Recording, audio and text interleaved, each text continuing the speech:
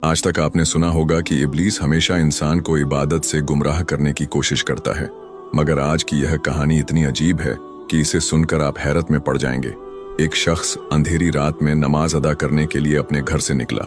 रास्ता बहुत अंधेरा था और चलते हुए उसे ठोकर लग गई। वह मुंह के बल गिर पड़ा और कीचड़ से लथपथ हो गया।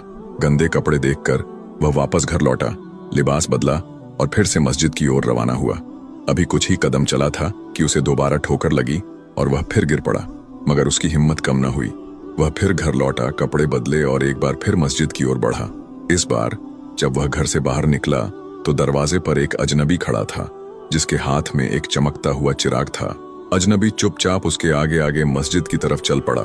चिराग की रोशनी में इस बार रास्ता साफ नजर आ रहा था और वह बिना किसी मुश्किल के मस्जिद पहुंच गया।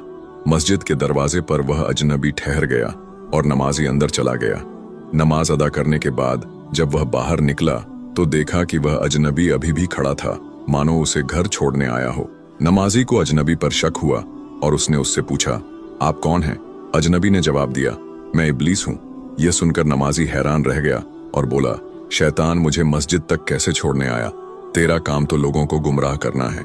इब्लीस हंसते हुए बोला, जब पहली बार तू गिरा तो अल्लाह ने तेरे सारे गुनाह माफ कर दिए। जब दूसरी बार गिरा तो अल्लाह ने तेरे पूरे खानदान को बख्श दिया। मुझे डर था कि अगर तू तीसरी बार गिरा तो अल्लाह पूरे गांव को बख्श देगा, इसलिए मैं चिराग लेकर आया ताकि तू बिना गिरे मस्जिद पहुंच जाए।